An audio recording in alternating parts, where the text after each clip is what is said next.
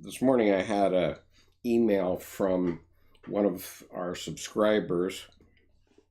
I thought it raised an interesting question, and so I proceeded to answer the question. And so I thought I would read to you both the question and the answer this evening. So the question is, Dear Mr. Conover, I first want to thank you for bringing the works of Carl Jung into an understandable framework for today's public. I am a young physics student, and I am looking forward to read Jung's original works. Until now, I have only read about psychology and religion and got a gist of man and his symbols. I have come to this topic through Dr. Jordan Peterson and Mr. VanderKlay on YouTube. I have read Peterson, religious scholars such as Eliade. I am beginning to read Campbell. My question is, though, although I find all these works very interesting, and I am learning a lot about the concepts behind ancient philosophy and mysticism, these topics seem to have lost the war of ideas in the spirit of the time. Logical empiricism and positivism have taken over in order to set the foundations of a scientific worldview. And most competitors to naturalism and scientific realism are only topics for the philosophy historians. To get to my question, what fundamental framework, be it ontological or phenomenological, can give a logically consistent or perhaps pragmatic worldview that provides a basis so that works by people such as Jung can be seen as serious claims about the objective world? Because so far, scientific positivism deems Jung's work to be an occult pseudoscience. And again, thanks for your work. Cheers. That's a good question, isn't it? Why are we here? Fundamental question. And I guess if I can't explain that, then there's no reason to follow me. But in any case, let me see if I can give you the answer. Dear subscriber, point 1, Dr. Jung was not a proponent of philosophy or mysticism. He was a scientist who was into explaining psychologically how they work as tools to manipulate people and populations, not in a woo-wee-woo sort of way. I can probably give you a tarot reading, for example, that will knock your socks off, but I will never claim that it is because of occult powers. Very simply, it is because the tarot rely on archetypes that are in everyone, and it really doesn't matter what I say. Some of the things will hit some sore spot or other in your psyche, and you will think I have special powers. I don't. I just know how the mind works, and that the cards are varied enough to find something in everyone. Dr. Jung's critics have used some of his researches into these topics as a way of trying to hold back his ideas, but they were wrong, and they are in the process of failing in their endeavor, as the growth of my YouTube channel, among many others, demonstrates. Dr. Edward Edinger gave an interview and 2 lectures which will put you immediately and profoundly into the midst of Jungian thought. I've transcribed all 3. The links to my transcriptions and the audio are here, only the interview is video. Okay, so first of all is Edward Edinger's summation of Jungian psychology, and I'm going to give you the link for that right now. So if you haven't seen these things, I urge you to take a look at each of these. Those 3 talks by Edward Edinger really put you right soundly in the middle of Jungian psychology. And if you haven't read through them, I highlighted them. I took the liberty when I was transcribing them to highlight them for your benefit. You can look through them fairly quickly. They're each about either an hour and a half long, but they're very good ones. Then I go on in my response to the student. I highly recommend you read Answer to Job at your earliest convenience. I have read it into YouTube, so you don't need to buy the book, but you will need to get it all. And again, here's the link to the YouTube playlist for which I now have official permissions from the publisher. The first video here is a reading toward the end of the book when I had a numinous and synchronous experience on video. You need to listen carefully to the very first sentence, then watch the event from 2 minutes and 9 seconds of the video, then the discussion after at 4 minutes 55 seconds and 6 minutes 45 seconds. The event won't affect you the way it did me, but is provided as an example of a religious experience. Dr. Jung avoided metaphysics, at least according to him. He spoke only of the God image, which is the deepest archetype in the unconscious, and which he could demonstrate empirically. Sadly, theologians and psychologists ignored him, sadly, because what he found is badly needed. Listen to Dr. Edinger on that. The fundamental issue your question addresses is the question of logos and eros. Logos has taken us very far, but it is sterile. A Bible is just a thick book with a bunch of ancient stories, unless you put life in it. Read eros. A scientific theory is just a concept unless you put life into it. As Dr. Jung points out in paragraph 751 of Answer to Job, it was neither the uranium nor the laboratory equipment which built the atomic bomb. That had to be done by living scientists who were using their eros to give what they knew conceptually, logos, meaning. Nothing has meaning without eros. It's just a thing. You must have heard the news this week that one neutrino was discovered at the Ice Cube Station in Antarctica, which has been traced to an ancient galaxy, and yet the project to catch a neutrino that could be traced has consumed billions of dollars in multiple projects across the world. Where did those billions of dollars come from? From eros. If it had just been a matter of a logos-style concept, it would still be sitting in a few megabits of some physicist's hard drive. This can be considered the origin of the phrase, get a life. Books, textbooks, and university classes are a lot of logos, but they mean nothing until you do something with them. Are you married? You can read 1,000 books about the ins and outs of marriage, but there is nothing that will prepare you for what it actually takes to share your life with a life partner. For that, you need the experience, which means eros. You are right that theologians and psychologists have been writing Dr. Jung's oeuvre out of the picture for a century. They were wrong. Nietzsche opined that God is dead. Dr. Jung's rejoinder was to show that God lives, where he lives, and how he goes about the business of the Godhead.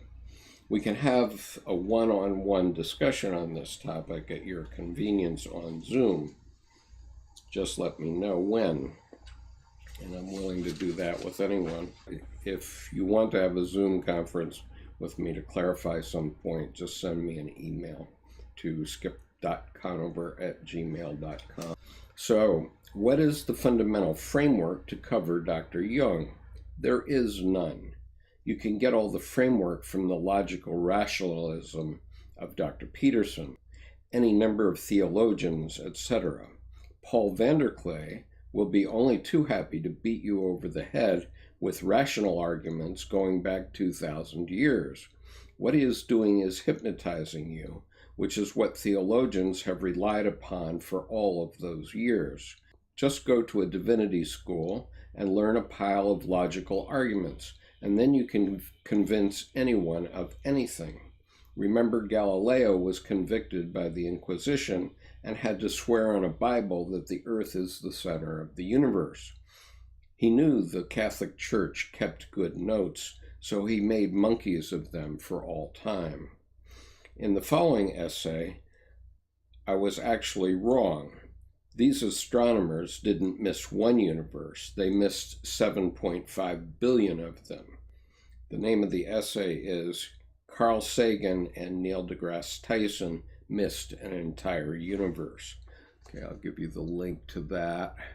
This is my essay written a couple years back, but it's still quite relevant. I'll be happy to debate Neil deGrasse Tyson at any point. The funny thing is he gets into the same metaphysics that anybody else gets into when he starts talking about dark matter and dark energy. So going on with my response though. So if you're looking for a rational explanation of Dr. Jung, you're looking in the wrong place, because Dr. Jung was working with the irrational part of life, which we desperately need to understand.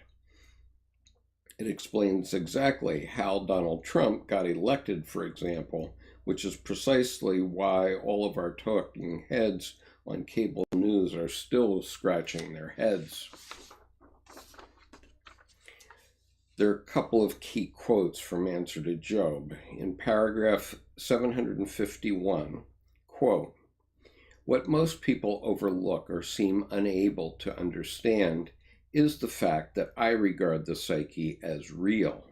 They believe only in physical facts and must consequently come to the conclusion that either the uranium itself or the laboratory equipment created the atom bomb. That is no less absurd than the assumption that a non-real psyche is responsible for it.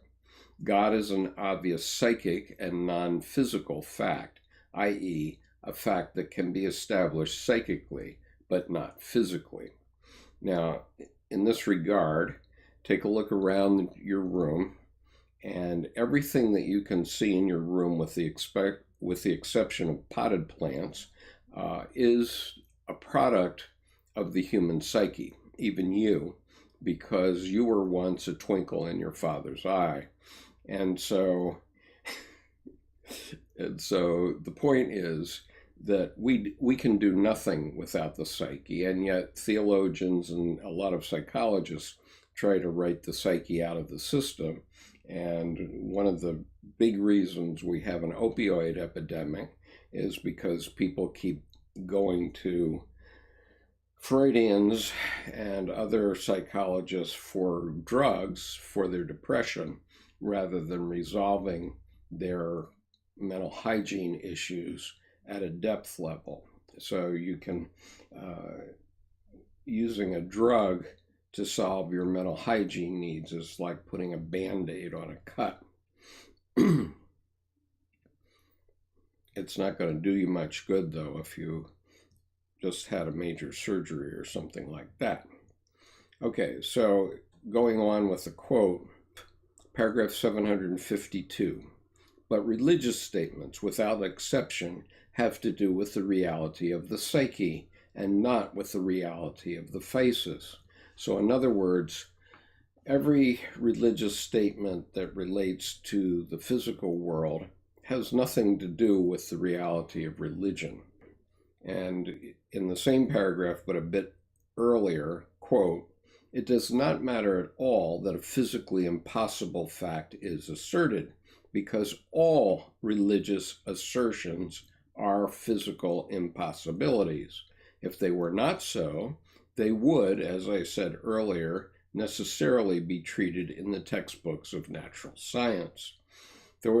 So there is almost no inquiry on the planet that is more important than yours, because human beings have been killing one another and destroying millions of lives for the wrong reasons for thousands of years. Very simply, we don't understand ourselves.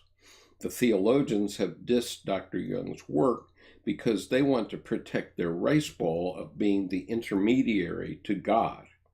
All religions have served for mental hygiene for human beings for thousands of years, but now the scientific method has punched holes in their stories. The point is, however, that if they just paid attention to what Dr. Jung was saying, they could use his insights to maintain full employment for the right reason, which are undeniable to any thinking individual. Let me refer you back to the first Edinger interview above for further reference on this. The scientific method wants to solve for X by holding many factors constant. That can get you just so far before you have anomalies. I used to work with a man who had been the national collegiate champion in speed chess in the USA. His intellect lit up the room when he walked in, but he was a failed businessman who ended up as a fugitive from justice. Why?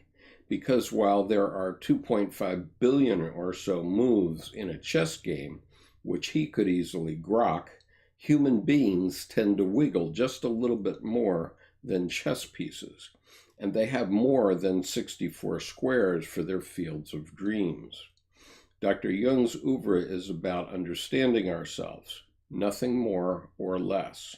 He operated in a much more complex environment than your average physicist because he got a new universe walking in the door with every patient. Now let me explain my metaphysics comment above where I said Dr. Jung avoided metaphysics. Actually, he said that he wasn't talking about the metaphysical God, but from where I said all psychology is metaphysics because it certainly is not physics. There's no one running around with the scientific method that has understood psychology. Even Jungian psychologists and the Jungian institutes have hidden what Dr. Jung was saying about religion for a century. The rationale being that they had to protect their fledgling profession from attacks by theologians. But it is now intensely important that we understand what Dr. Jung was saying about us as beings, or there is a very good chance that we will destroy all of us.